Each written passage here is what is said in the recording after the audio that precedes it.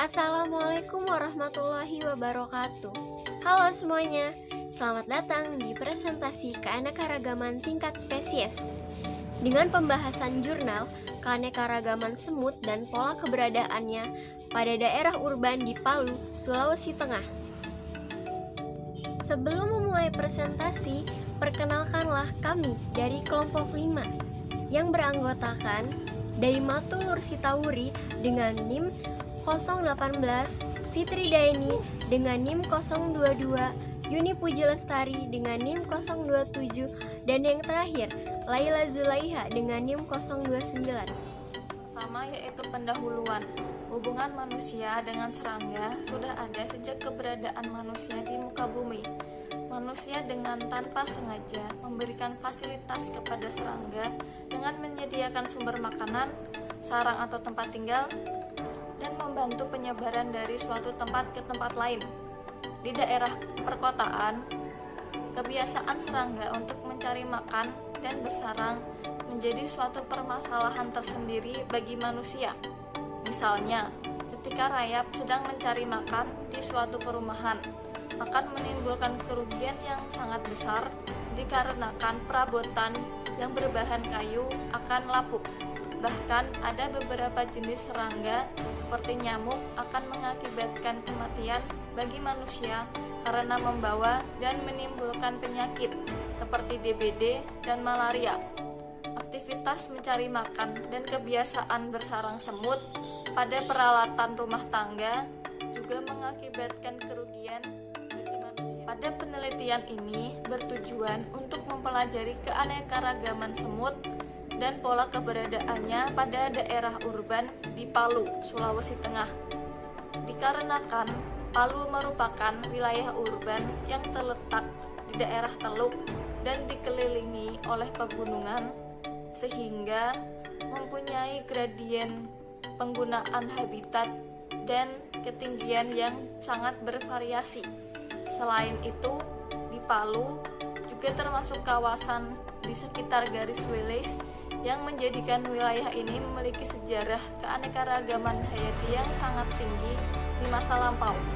Berdasarkan hal-hal tersebut, maka menjadikan keanekaragaman di Palu menarik untuk dipelajari status keberadaan dari spesies lokal sekaligus.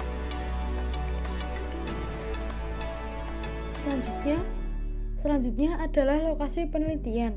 Nah, penelitian ini dilaksanakan di Kabupaten Palu, Provinsi Sulawesi Tengah, dengan membagi wilayah menjadi 8 kelompok seperti rumah, pantai, taman, sawah, semak, ladang, kebun, dan hutan. Dan juga penelitian ini berdasarkan ketinggian habitat tersebut yang dibagi menjadi 3 kelompok, yaitu kurang dari 100 mdpl, antara 100 hingga 200 mdpl, dan lebih dari 200 mdpl. Selanjutnya yaitu tabel lokasi pengambilan sampel semut di Kabupaten Palu, Sulawesi Tengah. Nah, pada tabel ini dapat diketahui pengambilan sampel pada habitat kurang dari 100 mdpl dilakukan di rumah, pantai, taman, sawah, semak, ladang, dan kebun. Kemudian pada ketinggian 100 hingga 200 mdpl, pengambilan sampel dilakukan di rumah, sawah, semak, dan kebun. Kemudian pada ketinggian lebih dari 200 meter, penelitian ini dilaksanakan di rumah dan hutan. Selanjutnya adalah metode. Nah, pengambilan sampel ini menggunakan metode umpan dengan menggunakan ikan tuna dan madu sebagai umpannya. Kemudian umpan tersebut dipasang selama 1 jam dan diamati selama 15 menit dan diamati setiap 15 menit sekali. Hal ini bertujuan untuk memperoleh berbagai jenis semut dan mengetahui peranan semut di habitat tersebut. Selanjutnya, ketika sampel sudah didapatkan, dilakukan identifikasi hingga tingkat keragaman genus. Selanjutnya adalah analisis data. Nah, analisis data pada penelitian ini menggunakan kurva akumulasi spesies dan juga analisis ordihul yang kemudian keduanya digabungkan dan dianalisis pada perangkat lunak yang bernama R-statistik.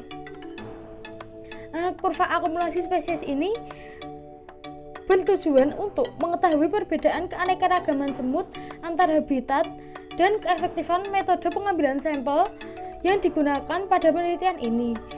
Kemudian, analisis ordihul ini digunakan untuk mengetahui perbedaan komposisi semut antar habitat.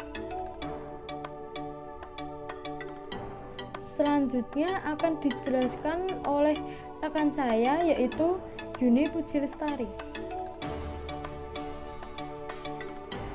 Adapun hasil dari penelitian ini mengenai keanekaragaman semut pada daerah urban di Palu, yaitu keanekaragaman semut yang ditemukan pada berbagai habitat berjumlah 38 spesies dari 6 subfamili. Spesies Aenictus sp01, Serapacis sp01, Nilanderia sp05, dan Ponera sp01 hanya ditemukan pada habitat perumahan. Spesies yang tergolong dalam kelompok tram dan invasif ditemukan pada keseluruhan habitat daerah urban. Selanjutnya, pola keberadaan semut di daerah urban. Kondisi habitat berdampak pada keberadaan dan komposisi spesies semut pada daerah urban. Penurunan tingkat gangguan pada habitat berdampak pada peningkatan jumlah spesies. Jumlah spesies semut cenderung meningkat berdasarkan penurunan tingkat gangguan, yaitu secara berurutan, mulai dari rumah, pantai, taman, semak, sawah, kebun, ladang, dan hutan. Dari hasil analisis, rumah memiliki tingkat gangguan yang tinggi sehingga dapat diketahui bahwa rumah memiliki keanekaragaman paling rendah dibandingkan dengan habitat ladang atau hutan. Hasil analisis perbedaan komposisi spesies dengan menggunakan ordihul juga menunjukkan pola yang sama. Perbedaan komposisi atau ketidakmiripan spesies semut cenderung meningkat dengan menurunnya tingkat gangguan dari suatu habitat.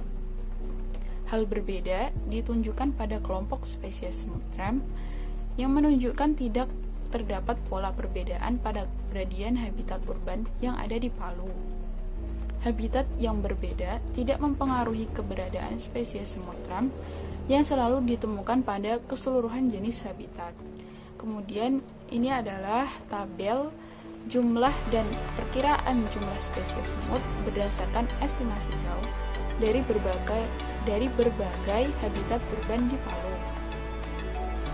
Berdasarkan jumlah pot yang digunakan, secara umum metode yang digunakan berhasil mengkoleksi sebagian besar semut pada setiap habitat. Habitat pantai, taman, dan sawah, hampir keseluruhan spesies semut terkoleksi menurut nilai estimasi jauh, yaitu secara berurutan 100%, 99%, dan 96%. Estimasi terendah yaitu sebesar 75% pada habitat rumah dan pinggiran hutan, yang menandakan bahwa pada habitat-habitat tersebut memiliki keanekaragaman yang seharusnya lebih tinggi dibandingkan dengan keanekaragaman semut yang diperoleh. Selanjutnya yaitu pembahasan.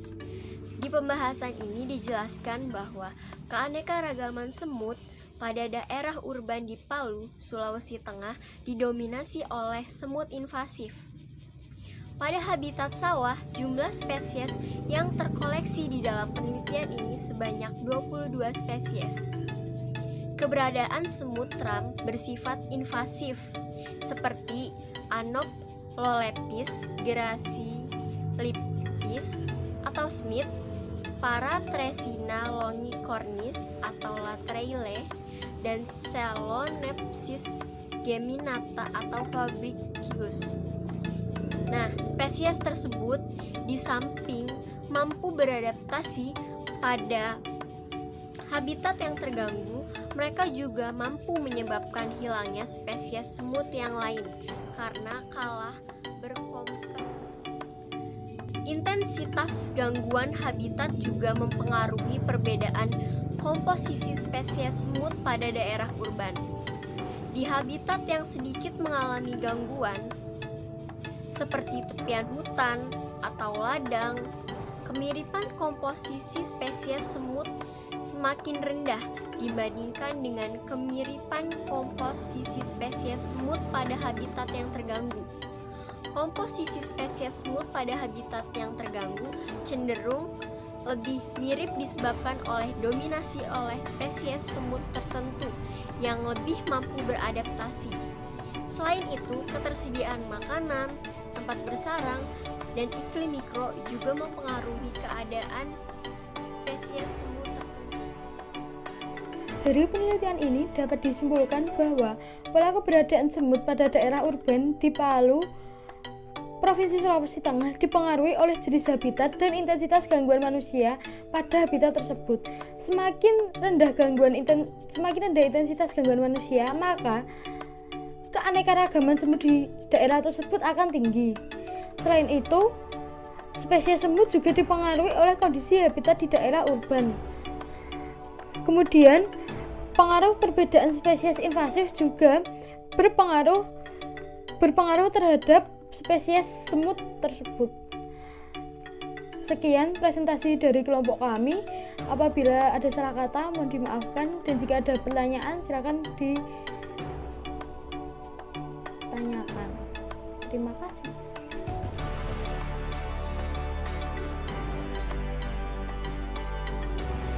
Itulah presentasi dari kelompok 5, kurang lebihnya mohon maaf. Oh ya teman-teman, jangan lupa tetap menjaga kesehatan dan patuhi protokol kesehatan. Wabillahi taufiq wal hidayah. Wassalamualaikum warahmatullahi wabarakatuh.